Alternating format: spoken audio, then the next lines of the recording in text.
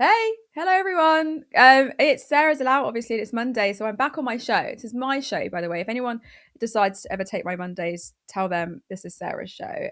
But it's really great to be here. I think it's been a really, really intense news cycle. So I hope, in very, very privileged to say, but I hope that you guys are taking, you're being boundaried, obviously exposing yourself to things that are happening, but at the same time, being bound for the things that you're exposing yourself to too. But anyway, blah blah blah. I'm joined by Ashok today. Ashok Kumar, legend himself. How are you? I'm good. Wait, what's happening with the screen? But I think I'm doing well. Do I have to do something? You don't have to do anything. Okay, I don't have to do anything. Okay, You great. just be here. As long as Okay, you're here, great, it's fine. But great. great to have you. I'm excited to get Ashok's intake, Ashok's takes, his analysis. So yeah, let's tell you what's coming up on tonight's show. So, Labour's not a war of Iran is what we're going to unpack. Yvette Cooper's, little interview of Laura Kuenssberg. Trump says the UK is no longer a great ally. Sad times. And the government's new Islamophobia czar. But you can help us grow by visiting 10leftmedia.co.uk/support to help fund our work, or by becoming a YouTube member for just 99p. But let's get on with the show because we were slightly late because of Lewis. Joking. Um, let's talk Yvette Cooper. Does anyone find Yvette Cooper as insufferable as I do? You will find this exchange between her and Laura Kuenssberg very frustrating.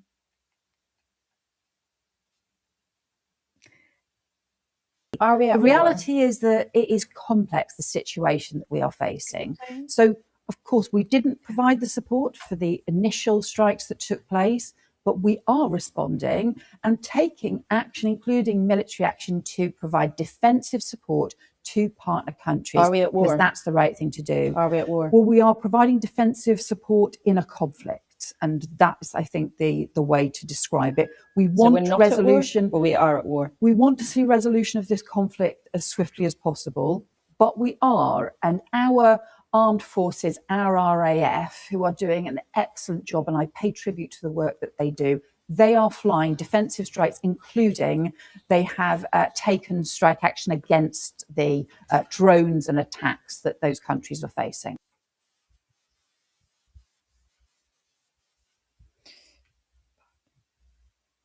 So it's giving. Does anyone remember that video? Who was it? I can't remember. Yes, but no, but yes, but no, but that's what the exchange was giving. Did it not feel so ambiguous? It's definitely giving strategic ambiguity, but I think we can see right through it, darling. Where governments use language that allows them to describe military involvement without ever quite acknowledging the full implications of what they're doing.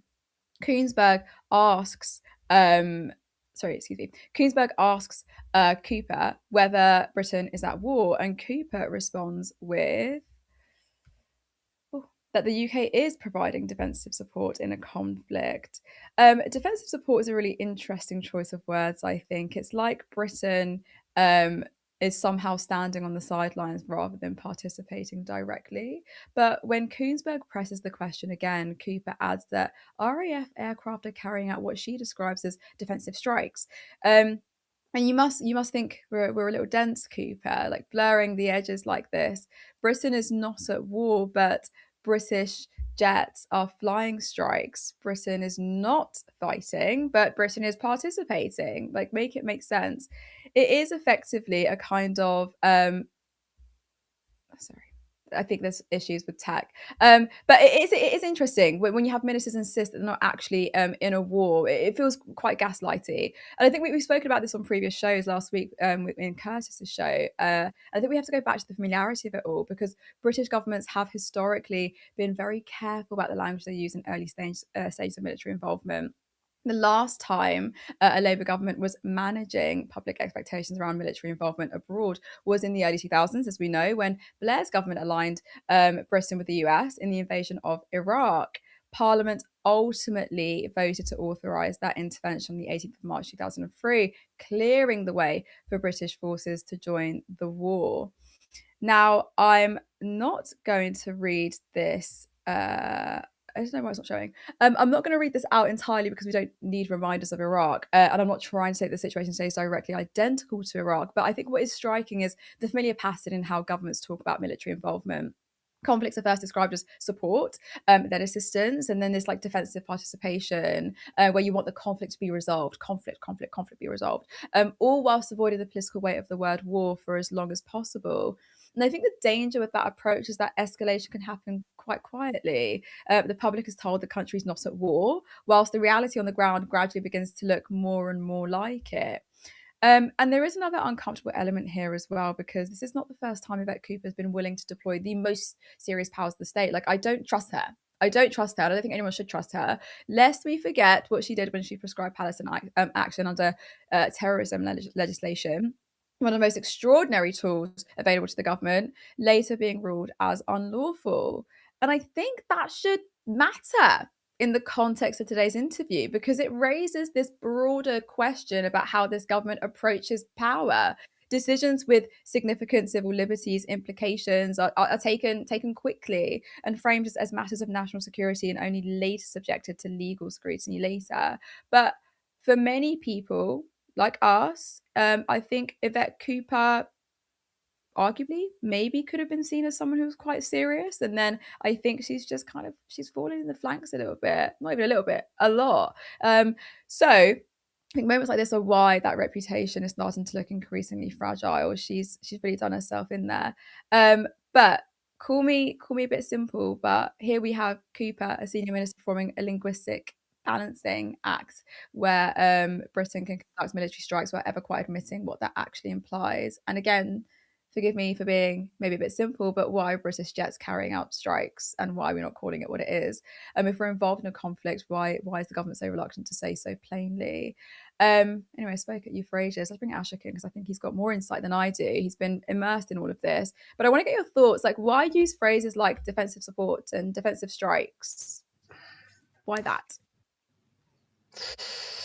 Yes, I think the question is, I don't know if anyone can see me, but can you see me, Sarah?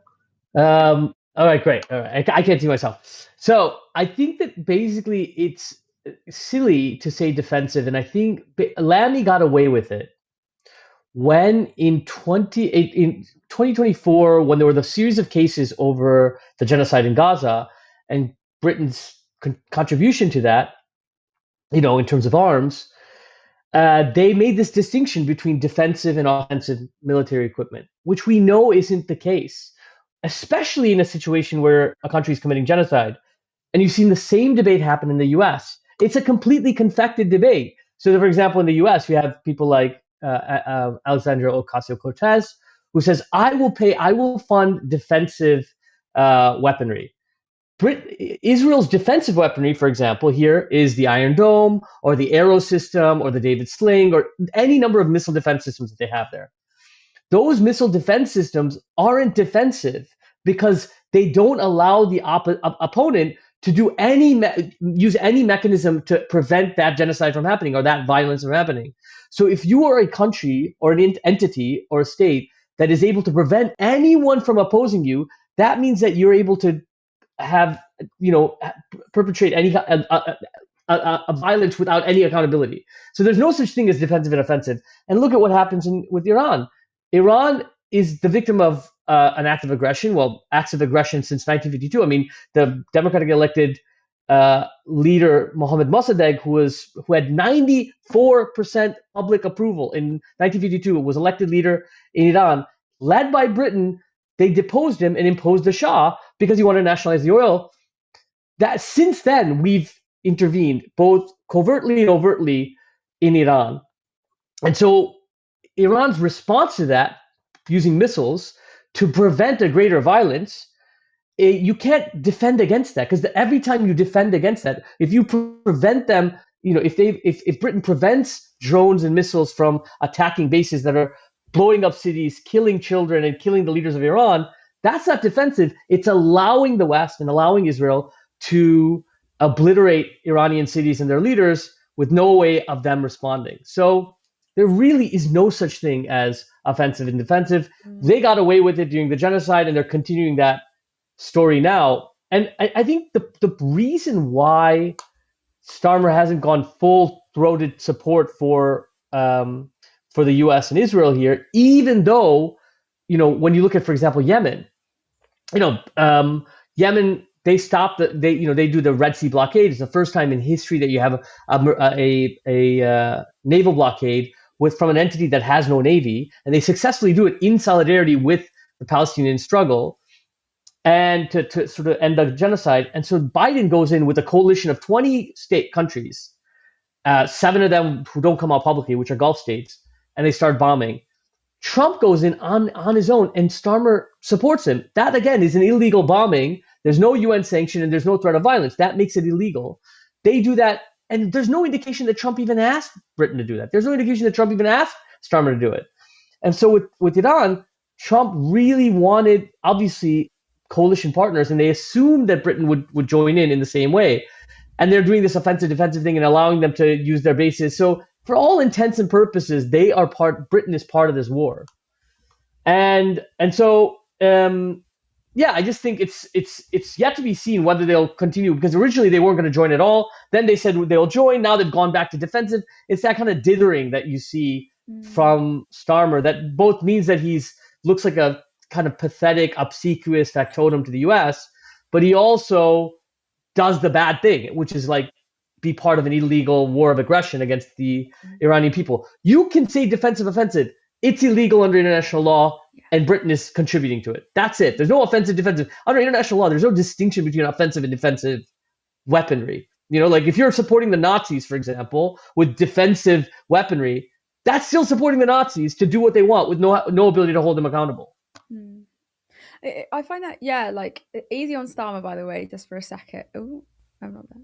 Sorry. Easy on Starmer just for a second, because we're going to talk about Starmer in a little bit. But I'm also curious, because she said, I didn't put this in the clip, but she said that we're learning lessons from Iraq. She said that in the video. Like, what does that even mean? Like, what lessons could they have possibly learned if this is what's unfolding at the moment? Have they actually learned anything at all? Or are they just a little bit more coy about the way that they describe things? Well, I mean, it's because, okay, if you look at the war in Iraq, it's so uniform and universally accepted that it was based on lies, and that there were 1 million people killed, and that it displaced the entire region, and nobody is defending that, right? I mean, some obviously like demonic Blairites might still be supporting it, but I don't think anybody really honestly is able to support it in any meaningful sense. And so they say, okay, they do this kind of knee-jerk thing where they go, okay, yeah, we have to learn the lessons of Iraq and obviously continue doing what they did now. But I want to remind people of like 2012. In 2012, when the US under Obama wanted to send boots on the ground and do a full-blown war in Syria, Cameron didn't go unilaterally to war with Syria. He said, okay, you know what? I've learned the lessons of Iraq. I'm going to put it to Parliament. And, David, Ed Miliband, who was the leader of the Labour Party at the time, comes out in support, effectively, of the war. And there's a big push against it, and then he does a whip against the war. And it was that pushed, and it was the first time since the late 1700s that Britain had voted against a war that the Prime Minister supported. And it was that basis, if you read, Obama's 2020 memoir, he says explicitly that, quote, took the wind out of the sails for a full-blown war in Syria. And it demonstrates to you the central role that Britain, despite being basically a kind of a failed economy at this point, and its central role in the kind of hegemonic role of the US as a junior partner. And it's that role that can also be mobilized to undermine US wars of aggression and imperialism. I think it's a really great answer. And I Thanks. think people were saying in the comments, he cooked. I was like, chill out. Yeah, he did. He really did. Oh, thanks. I want to get your take on Trump. So we're going to move on to the second story. Right, Trump, attention seeker. Whilst the British government is attempting to carefully define its role in the current conflict, in the current ongoing war, Donald Trump has decided to weigh in with his rather unwanted and blunt assessment of Britain's position on the global stage. According to recent comments, Trump suggests that the UK is no longer a great ally and warned that we will remember Britain's stance. He stated on Truth Social, the United Kingdom, our once great ally, maybe the greatest of them all, is finally giving serious thought to sending 2 aircraft carriers to the Middle East. Trump wrote on his social media platform saying, "That's okay, Prime Minister Starmer, we don't need them any longer, but we will remember. We don't need people that join wars after we've already won." Ooh, he said we were once allies and now we're not. Oh, I'm so sad. Britain's proximity to American power is not a sign of strength, but a reflection of the country's post-imperial position within the global order. And I'm really, really fucking tired of Trump. Like, when are we going to stop being America's little poodle? What's interesting, though, is the public is somehow on Starmer's side. I read an article yesterday, I didn't put it in this today, but apparently polls are showing that they are agreeing with what Starmer's doing at the moment. But anyway, it ties in nicely with the first story where Yvette Cooper said that people always think we should be on the side of America. The UK is effectively repositions itself as a subordinate partner within the American geopolitical system in order to maintain a degree of international relevance. And it sounds fucking sad when you say it like that. It's like we have to just be like tugging at America's sleeve. And that language of partnership and shared values, I think, has always obscured a far more unequal reality between us and the US, in which Britain aligns its military and diplomatic priorities with Washington in exchange for continued access to American power. And I think Mark Curtis from Declassified says something along the lines of that Britain's relationship with the United States has frequently operated less as a partnership between equals and more as a system of like alignment in which the British government consistently supports American strategic priorities in order to maintain like access and influence. And I think, again, I'm going to reiterate this, when it's put like that, it's really embarrassing. You have to be embarrassed because, in other words, we're Americans bitch, to be honest. And that's a sad reality. I think the reality is that the United States does not maintain alliances out of sentiment or nostalgia. It maintains them because they serve America's strategic interests. Countries that remain useful are treated as partners, and we've seen that with the way that Trump behaves, whilst those like what Starmer's doing at the moment that hesitate or diverge are reminded very quickly where they sit in that hierarchy. I think the awkward truth for Britain is that much of its foreign policy over the past, God knows, decades, like 70 years, has been built around the assumption that remaining close to American power would guarantee influence and prestige. But I think history suggests that what Britain often gains from that proximity is not any sort of decisive influence, but participation in conflicts whose strategic direction is ultimately determined by America. So I do hope that Trump remembers that I don't know, that he's just not the most important person in the room, but unfortunately it's seeming that way. But let's talk about the fact that he says, we've already won the war. Like, that makes no sense. A war you started. Like, what war have you won? And it kind of reminds me of Bush. Do you remember Bush standing under the Mission Accomplished banner when they just finished killing so many civilians in Iraq? It's giving the same theatrics. George Bush stood on an aircraft carrier in 2003 under a banner that read "Mission Accomplished," confidently declaring that major combat operations in Iraq had ended. And what followed instead was years of occupation and insurgency and so much destabilization in that region that's still shaping politics there today. So when Trump casually claims that the United States has already won, what you're really hearing is the voice of imperialism, like imperial arrogance, the assumption that overwhelming military force automatically translates into political success, that the rest of the world will simply accept that narrative of victory because Washington says so. And I think the problem is that conflicts do not behave like that. They never have. Regional powers don't just simply disappear because the US declares them defeated, and the political consequences of war have a habit of unfolding very slowly, unpredictably, as we've seen, and often disastrously long after the initial displays of military power. So I'm going to stop talking. Ashok. Like loyalty tests at the moment, isn't there? I mean, just give me your takes. What do you think? Okay. I think the U.S., it could be said pretty confidently the U.S. hasn't really won a war since World War II. And they've been humiliated numerous times by the Vietnam. They killed 3.4 million people, brutalized that country, and was defeated by people who were so outgunned. And I mean, the Vietnamese defeated them and at Dien Bien Phu, the French, and I mean, they're really a kind of heroic battle. But I think, Trump obviously says we've won, and people usually aren't obviously that crass. But if you look at like Kamala, there's a high probability Kamala would have gone to war.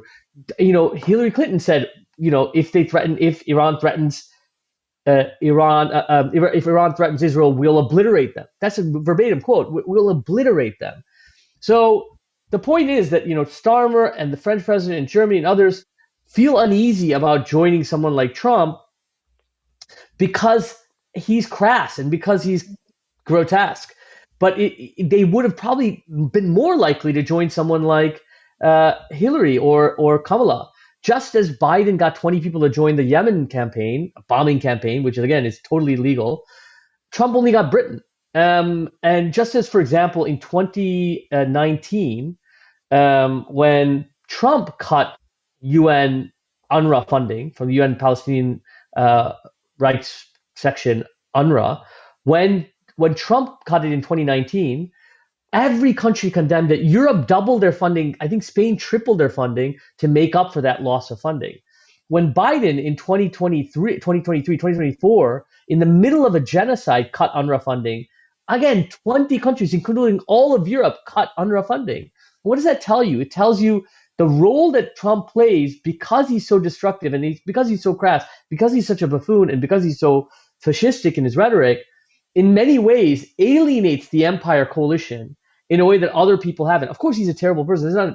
I'm saying maybe part of the reason why someone like Starmer, who is like the personification of cowardice and cravenness, is not supporting this war isn't because of some lessons of Trump or lessons of Iraq, etc. It's because Trump is so unpopular and because obviously foreign intervention wars are so unpopular. And so I think it's an it's part of those are some of the reasons. And the question of is Trump winning the war? There is in no realm of possibilities are the Americans and Israelis winning this war. They assume because of the 12-day war and because of the Ayatollah's general disposition of restraint and the fatwa on nuclear weapons, and because there was a strategy of restraint by the Iranian people and the Iranian government to these attacks of using older weapons and just forewarning. They told every place that was going to be bombed so that people wouldn't die because they didn't want to accelerate the conditions. After they started bombing, they bomb a school, killed nearly 200 kids. That's one of the first places, and they do a double tap bombing of that. It's come out now. The New York Times and Reuters have confirmed this. And because they killed the Ayatollah in his own home, right? That they said, okay, there's no coming back from this. And now they're responding with ballistic missiles. They haven't even shot any cruise missiles yet, and the Shahed drone, which is a very cheap drone that's able to bypass and swarm many of these defensive systems. And there's so much indication. The Pentagon has come out recently and said, we are running out of interceptors. 2 days ago, the Saudi foreign minister was on Al Jazeera saying, the Americans don't care about us. They're sending all our interceptors to Israel. And then you have even South Korea coming out and saying they want all the interceptors. And Ukraine came out and said they want all our interceptors. They're running out of interceptors. And it seems like Iran has an endless amount of missiles. They haven't even sent any cruise missiles, ballistic missiles, and drones. By some estimates, 80,000 Shahed drones. They haven't even expended 10% of that. They have at least 3,000 ballistic and cruise missiles. They haven't spent even 1,000 of that. So what we know that's coming out of Tel Aviv, because it's all restricted, is endless bombing. There's some records that saying every 3-4 hours, because the strategy of Iran is to send small salvos of drones and ballistic missiles. So it basically drives the country crazy. And it does seem like, this sometimes chickens, as Malcolm has said, sometimes chickens come home to roost. And so for the people of Israel that were celebrating for 2 years the absolute bloodbath of Gaza, I think Iran is responding to that violence. But it's I would also say that to all of the, Iran is completely encircled by American bases across the Gulf, from Bahrain to Qatar to UAE to Saudi Arabia. And those places are being bombed. And they're being bombed. And the deal was, if you put a base in our country, it's like a gangster. It's like, okay, I have a house, and the mobster comes over and says, let us have a little meeting room upstairs, and it provides you protection. And so they all allowed the Americans to have that. So they got all the protection, and it's a protection racket, essentially. What Iran has demonstrated here is that the Americans have no ability to protect these countries. So these bases, which are worth billions, some of them, the one in Bahrain it took billions to build, is now a smoldering heap of ash. Those bases will not be rebuilt because there's no incentive. Now they have a target on their back. having an American base. Oman wasn't bombed. The port was bombed. It's unclear who bombed it, but they weren't bombed because they don't have any American bases.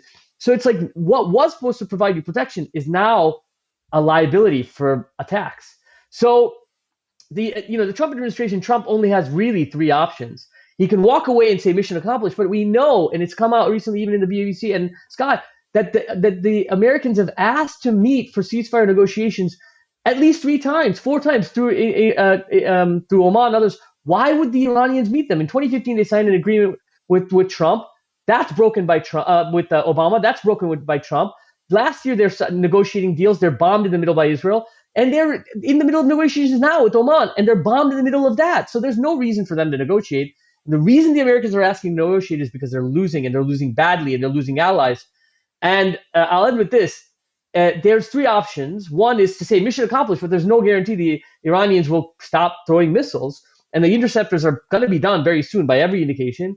They could send in ground troops, and there's an indication of that, but it's completely rugged terrain. From the east, from the western part, there's a massive mountain terrain. Western part as well. It will be a complete quagmire.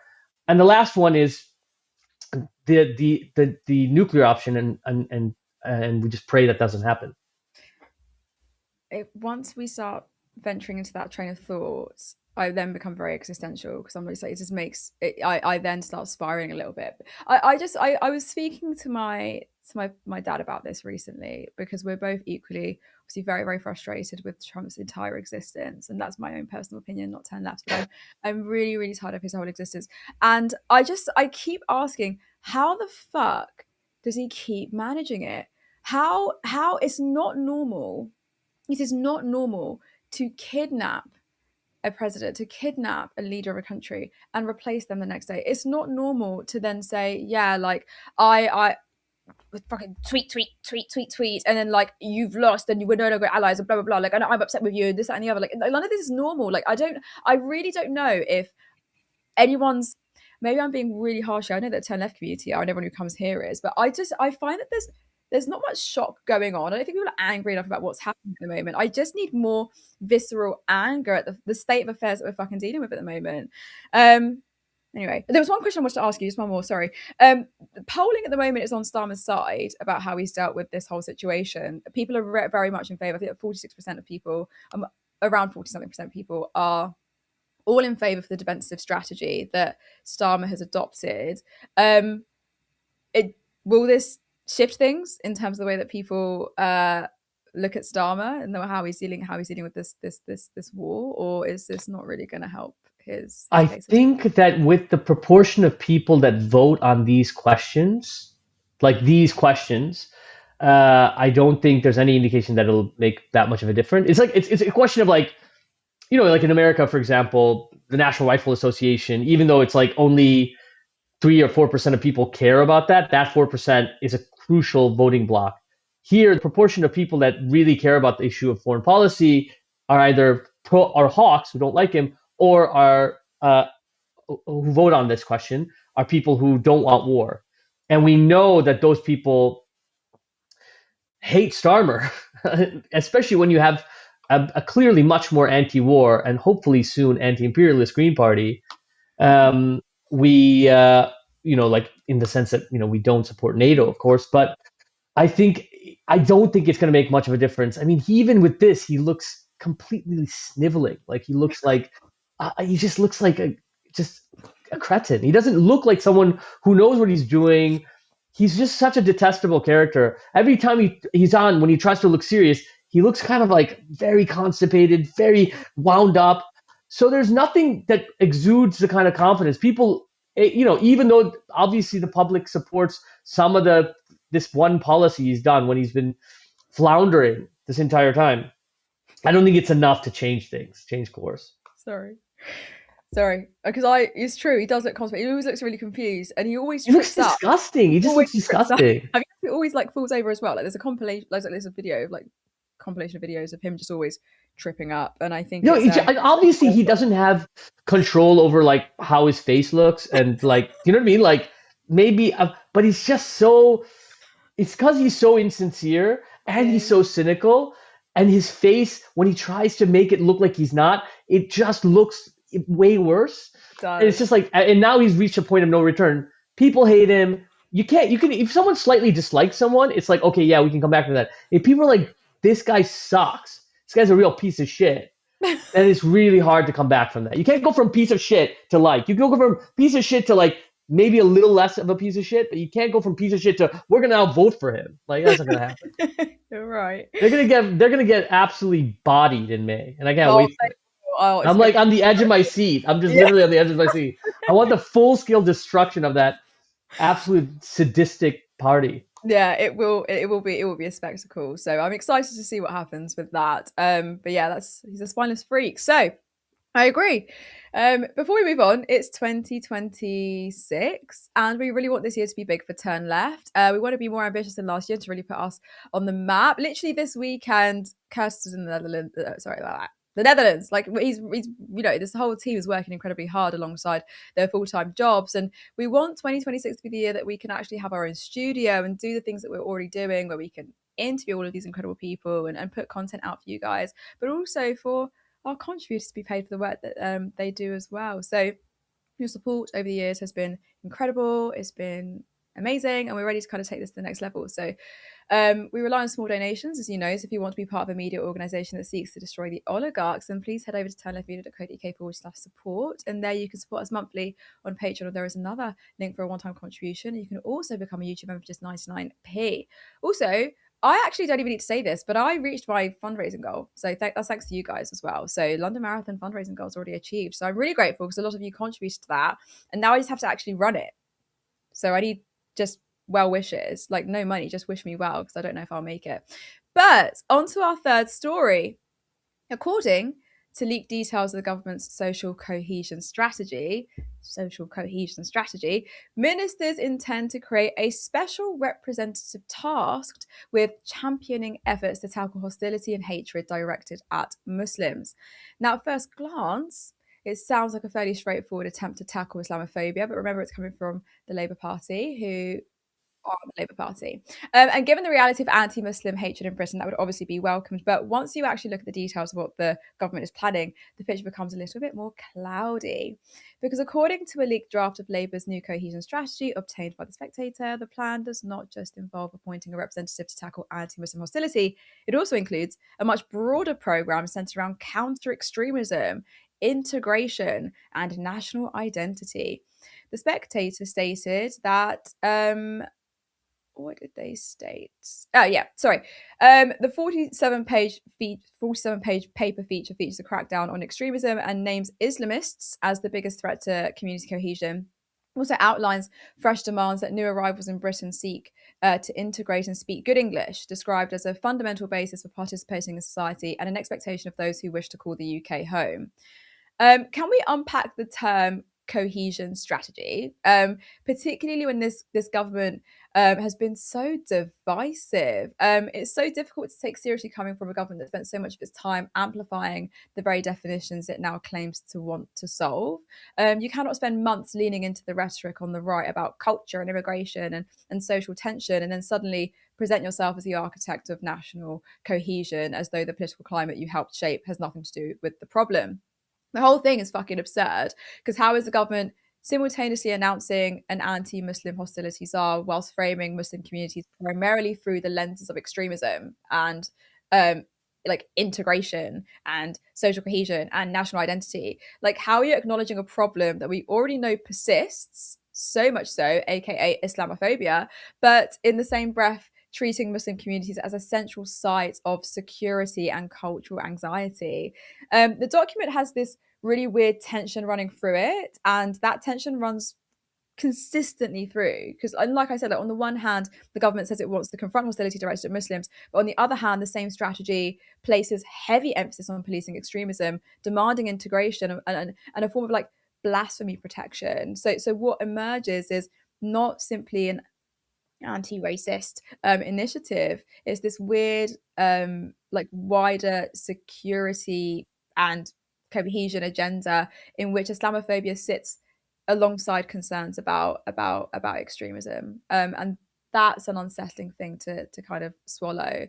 And I think it raises a really difficult question about what this new role is actually supposed to achieve, because if hostility towards Muslims is partly shaped by the political environment in which Muslims are constantly discussed through this language of, like I said, integration and social cohesion, then appointing a government to combat anti-Muslim hostility begins to look like a contradictory approach.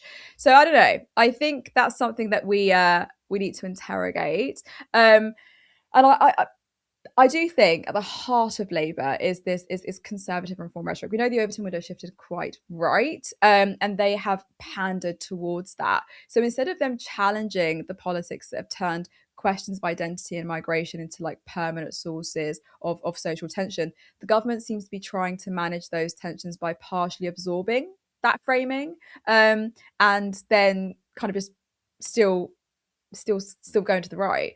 So I don't know. What's now proven to be really interesting is that in this Social Cohesion Act, the government is introducing reforms to stop extremism and radicalisation in universities too. So there's so much in this document. They said there's updated guidance requiring risk checks on external speakers to combat unlawful activities or support for terrorism. Ensure universities report students to prevent through new sanctioning powers for the Office for Students. Make Office for Students a whistleblower body for staff to report wrongdoing. Education Secretary Bridget Phillipson said, universities often reflect the wider tensions playing out across our society. When conflicts or global events dominate the headlines, those debates and emotions can quickly be felt on campuses across the UK.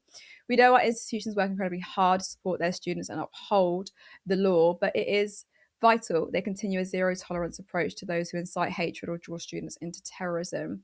We will work closely with universities to ensure students and staff feel safe and supported whilst protecting the open debate and academic freedom that are central to university life. Protecting the open debate and academic freedom that is central to university life. But then I don't understand. I just don't get it. I wonder who they mean by this then. Is this their crackdown on Palestine alliances coming through in a different way? I don't know. Maybe I'm entertaining some thoughts there. But universities generally are relatively left-wing spaces. So I do wonder what the aim is here. How are you making spaces that are supposed to be about encouraging critical thought and encouraging critical thought as an extension of counter-terrorism? I think this line between safeguarding and silencing students or anyone who comes to campus makes it quite thin. Anyway, Ashok, thoughts? What are your thoughts on this? What are your reactions? My thoughts on this are that, okay, so there was a history, I think, of like sort of from the 80s in particular, where you had in the US, in the Anglo-American world, like in the US, you had these kind of like DLC Democrats, Clinton, Al Gore, those types of people. And in Britain, you had Blairite and Blairism and Brown or whatever. And that was this kind of, it was where we would have an aggressive foreign policy. We'd be really open to free markets and that kind of shift.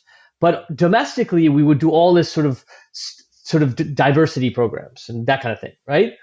And that was the trade-off. It was a kind of pact that said, we'll give you these kinds of things, brown and black people, and you just have to be quiet about all the economic destruction we're doing and all the kind of, and it was a kind of buy-in that you really get from the 1970s. And prior to the 1970s, you had, in the West, you had lots of factories, and there was a vested interest, I would say, in the power structure, in keeping domestic racism alive and well, in a way that you didn't necessarily have that. Of course, racism still supports keeping the structure as it is, but you didn't necessarily have that as factories and various large forms of employment left.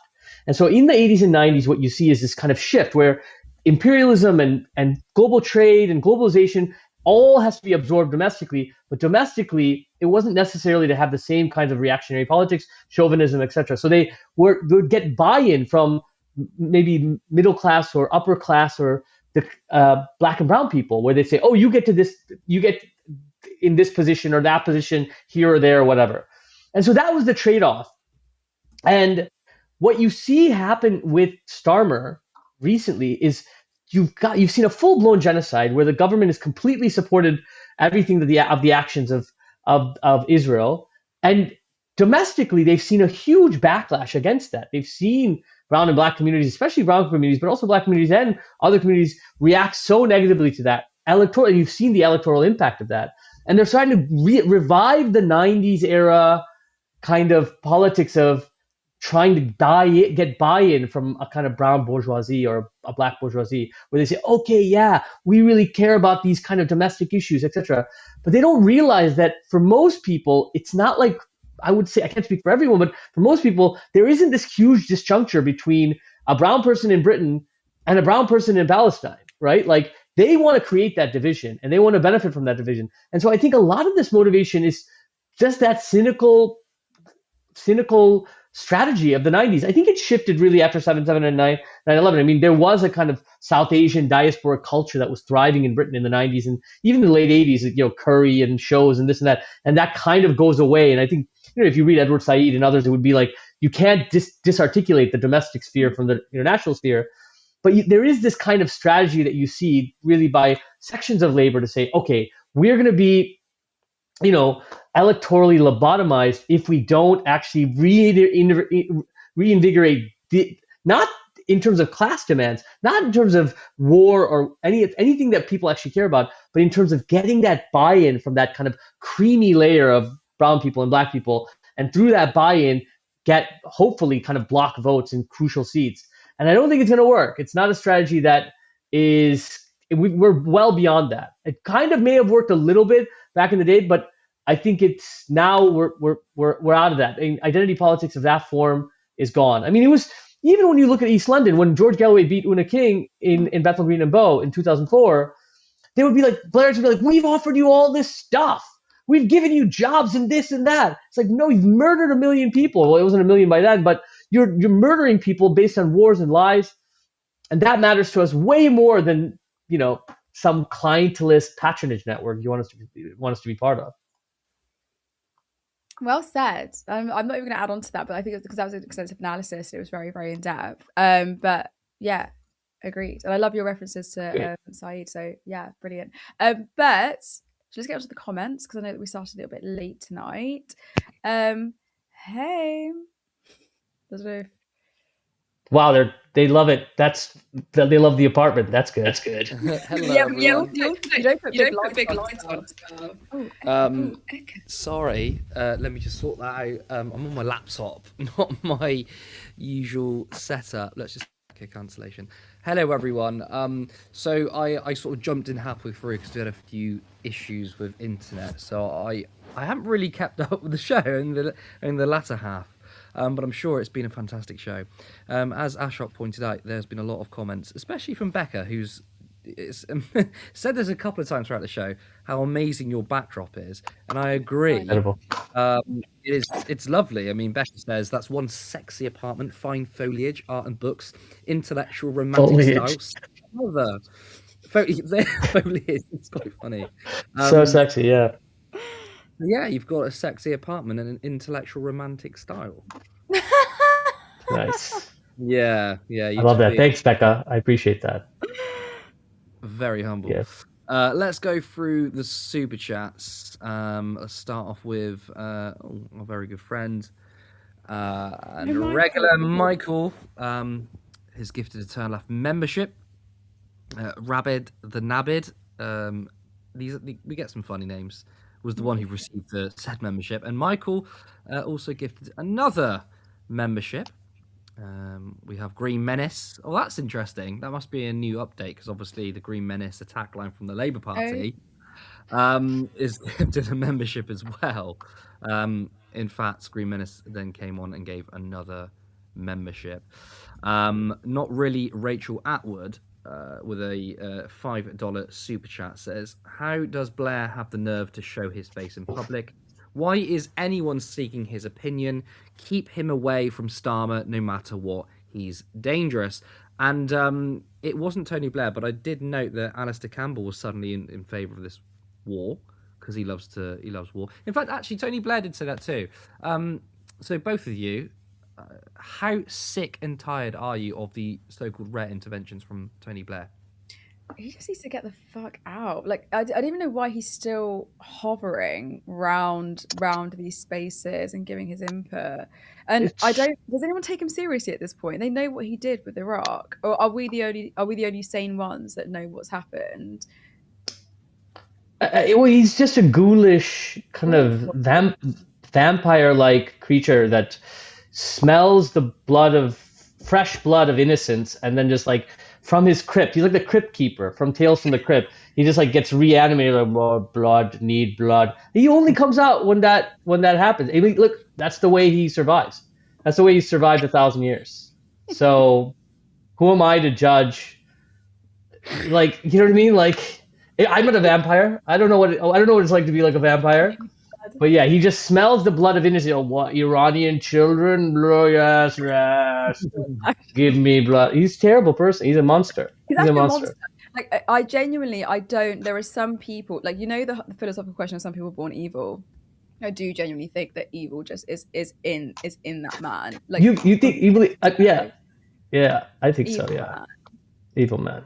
Well, I mean, he was actually first elected in 1983, so it was under the leadership of Michael Foot. Michael Foot was the Labour leader when Tony Blair became an MP, and Blair used to call himself a socialist. Now, whether he used to be a socialist and turned corrupt, or whether he was just a lying bastard, to me, it almost seems immaterial, because he is what he is right now. And speaking of vampires, we all remember that image of Tony Blair during COVID where he didn't have his hair cut and it was really long and it was disgusting.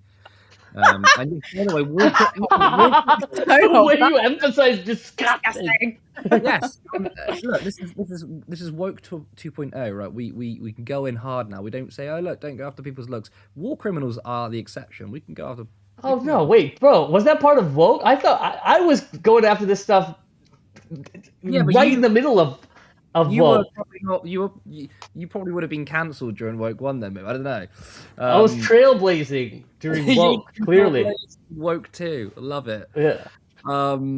Jim Speak says preemptive defense is just propaganda framing, and absolutely wild that we've seen some media outlets say that Israel or the US is engaging in preemptive defense. What a wild thing to say.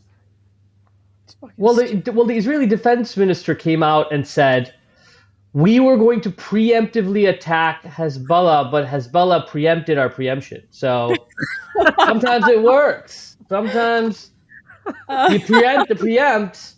But do you know what's really scary is that people genuinely believe this propaganda. And there's something that Ben says all the time that I've literally stolen, and I use it almost every single day, that no one is too smart to fall for propaganda. But there is this propaganda that comes out of these states that I find, like America and Israel, that I find just so, like, no one can possibly fall for this. No one can say that, yeah, oh my God, they do genuinely believe that they've got nuclear weapons in Iran. Like, they how? Like, please, we need people to wake up, have more conversations with people, like step outside.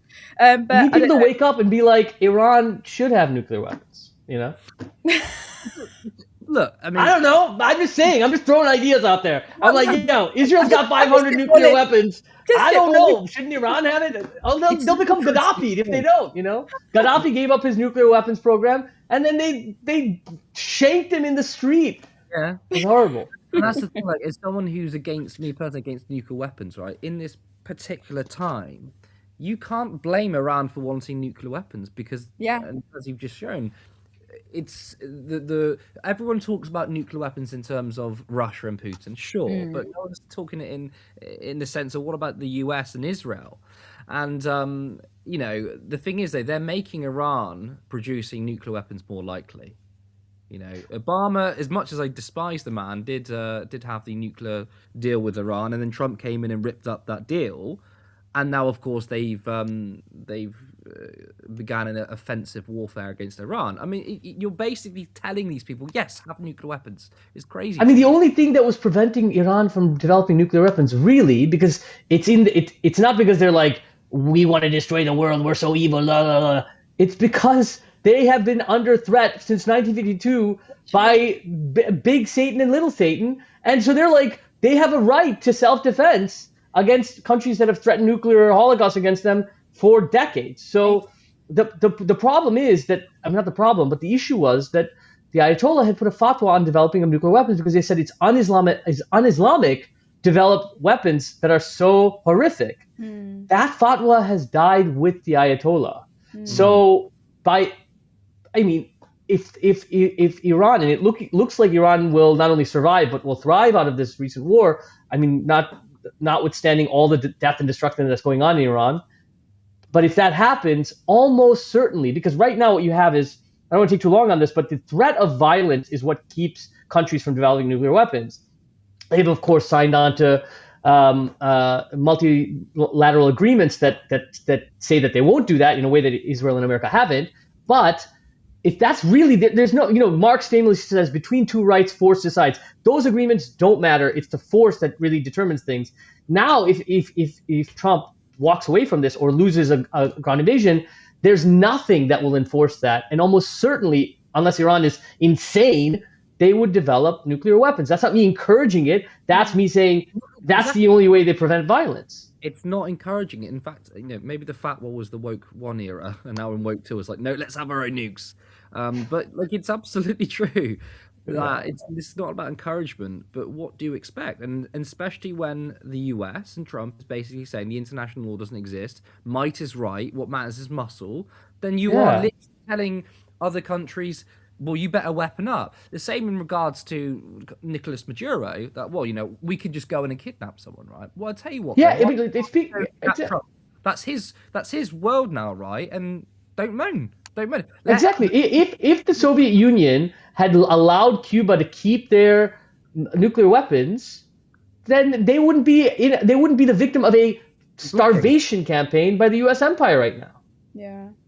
I'm not saying everyone should get nuclear weapons, but I'm saying when you have a country like the U.S., the only country that's used nuclear weapons, a country that is threatening basically forms of extreme violence all the time, then there needs to be some accountability there. That's all. Yeah, I think it's a good point. Absolutely. I find it hard to believe that they would be bombarding Iran the way that they are if Iran did have any nuclear weapons. I don't think you would actually attack a country. Yeah, and again, with Ashok said, there'd be no blockade or exactly. No blockade on Cuba, for example. No William Jackdaw, Canada's response to all of this has been a bit horrifying, I find. Really frustrating, but also not surprising from a liberal. But Mark Carney, with his nice fluffy speech about how the world order's changed and we should probably stand up to America. But just like with a liberal, words is all they have. Now it comes to action. Mark Carney has completely folded and said, yeah, we're going to back Israel America.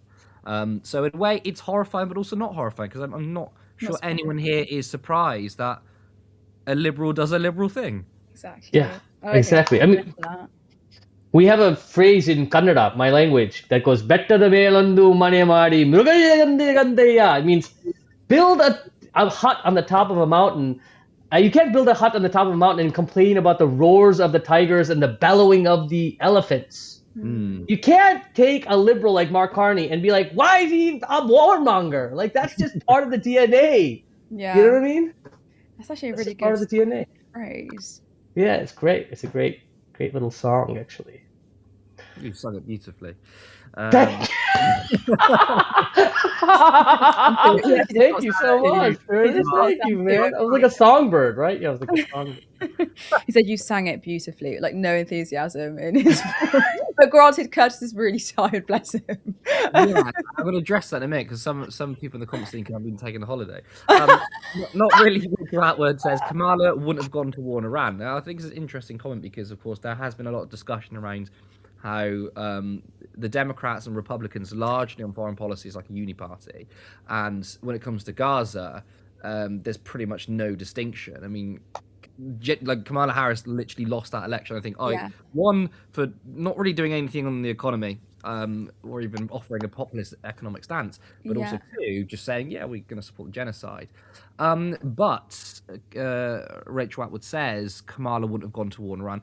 I think that's possible. Like you might disagree, but I'm in the camp of it is a uni-party, but there is still differences between the two. Like a Democrat government is like things can't get better, whereas the Republicans, like, we are pretty much the Christian ISIS. So, and in foreign policy, I think they're more aggressive, but they just, in terms of ideology, it's no different. I wonder what you think about this comment. I personally agree. I don't think Kamala would have went to war in Iran, but I'm not confident in saying that.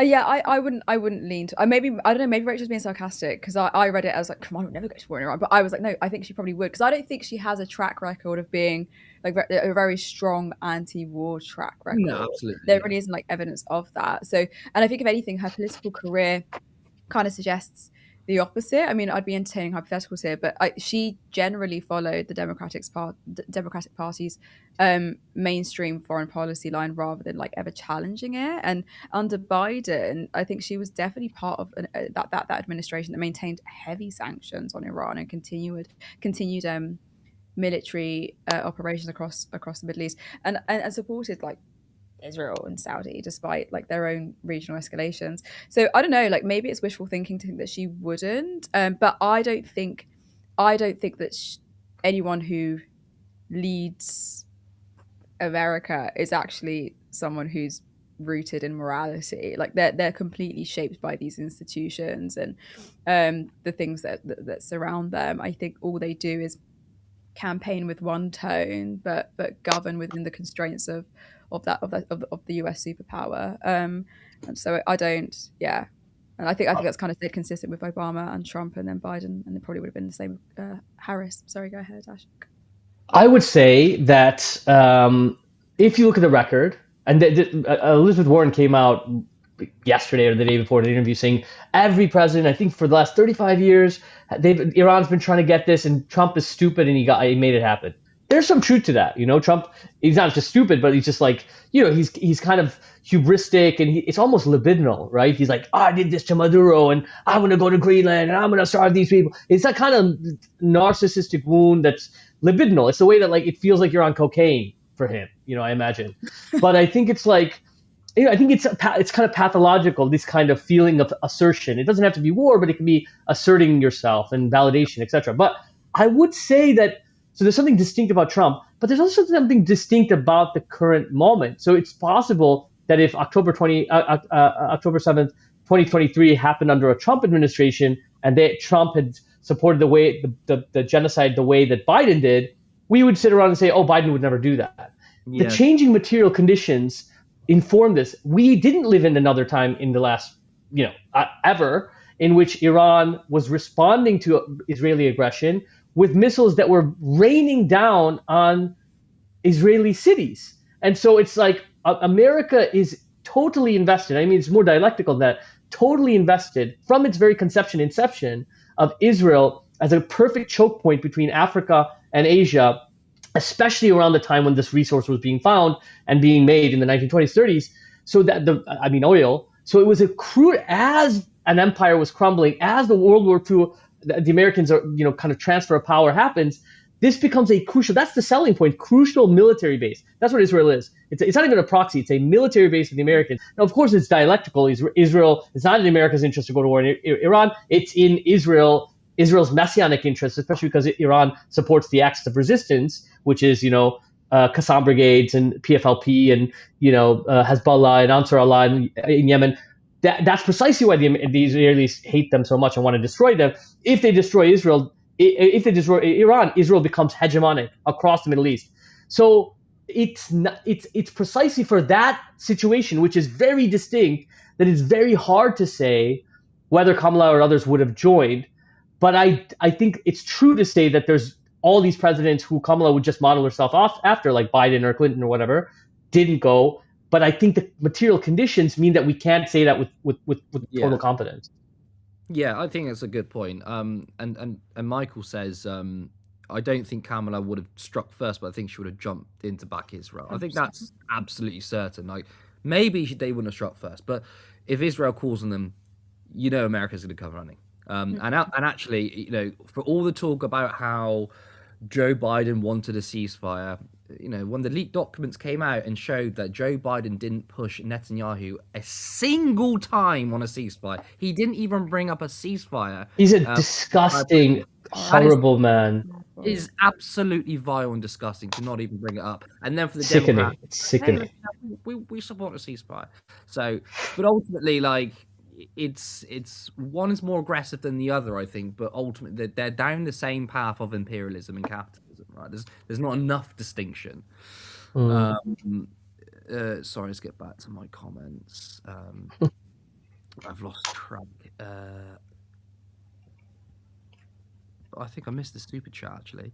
The World's End 66 for 4.99. We have no idea about it, the cost and casualties. It's frightening. I'm not sure what this was in response to, if I'm honest. I came halfway through, so I'm not sure. But thank you for the super chat. And the world. Oh, well, I'll bring up another comment of yours. Starmer has us in this war, no matter his denial. It's being done by stealth. And a lot of the centrists sort of came out and praised Starmer by saying, oh, look, he isn't rushing to war and he's being cautious. He wasn't involved in the initial strikes.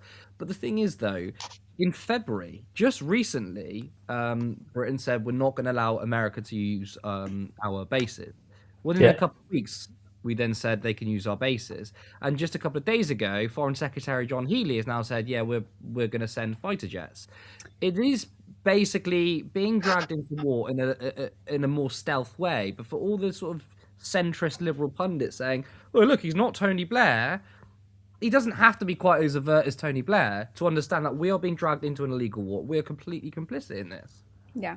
And that's what we were saying earlier, that like the weird phrasing around it, like defensive strikes, and this is a defensive strategy. Like it's just weird, the weird rhetoric surrounding it. It's like stop gaslighting us. Like we know what's happening. But I was interested in that article because I read it yesterday that he went up in the polls in terms of like popularity because of his approach to it, and I was like, what? Just a bunch of libs like kind of just like lapping it up, and I was like, fucking wake up. Wait, how much did he go? How much did he go up the polls by?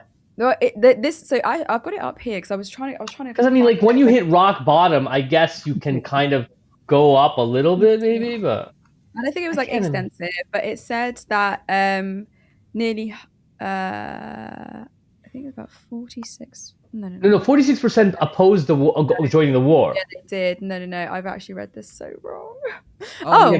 No. No, yeah. Whilst 32% of voters thought Starmer was handling the relationship with Trump well, that rose to 53% amongst Labour voters. Some 59% of Labour voters wanted the UK's position to be defensive, according to YouGov polls. Whilst 32% of voters thought Starmer was handling the relationship with Trump well, that rose to 53% amongst Labour voters. It is a view reiterated by Sadiq Khan on Saturday that Starmer's right to resist pressure from US President Donald Trump. I mean, that's also gaslighting to say that is such gaslighting nonsense. It's like, oh, defensive. What defensive? Trump's is sending 100,000 troops to Cyprus to use the base as a launching pad to obliterate Iranian cities and murder their leaders. Like, what? How are they getting away with this? This is bullshit. In a way, for them, it could be a slight clever political calculation because. Obviously, they are the establishment. Keir Starmer is, we used to work for the Trilateral Commission. He was never going to delineate from establishment foreign policy, but they know people are anti-war, so they're trying to like signal boost to everyone. Oh, it's so good that he's cautious on this and not jumping in the war. And it's like it's only us leftists who are like, no, he actually is complicit in this war because I can see that the average person who doesn't look at every single detail. Here's a bunch of libs and centrists on TV saying he's not getting into war and he's being attacked by Reform because they just want him to be even more aggressive. A lot of people might be thinking Starmer isn't resisting this war, but of course we know he's pretending that he's not really involved in this war, but he absolutely is. Yeah. True. Michael, again, real talk. I really do real talk. You're just dropping knowledge, bro. We're not bringing just dropping knowledge. Joking. Michael says, I really do like who Turn Left pick as guests. None of this wishy-washy both sides arguments. People with proper views, proper morals, and stick with them. Ain't that right? Thanks, Michael. Facts. Well, I mean, I like to think we've got some bloody good guests, We do have bloody good guests. We do. We definitely have a bloody good guest. We can say that with certainty. I don't know about anyone else. But... Just kidding. I don't know. Graham Sudworth. So this is the conversation. When you dropped that I was in the Netherlands or in Amsterdam, he said, yes, everyone donates so that Curtis can go on more holidays to Amsterdam where he is definitely not in a coffee shop. I didn't explain why you went. Yeah, how about you explain why I went? So can I say it's Monday, very long day. It's the longest day of my week. But Curtis went Oh, for Turn Left. He went for Turn Left. He did so many amazing. Why don't you explain it, Kirsty? He did so many incredible interviews when he was there, but it was a really productive trip. He's tired, but excellent trip. People in Amsterdam since Wednesday because there was the People's Congress for The Hague.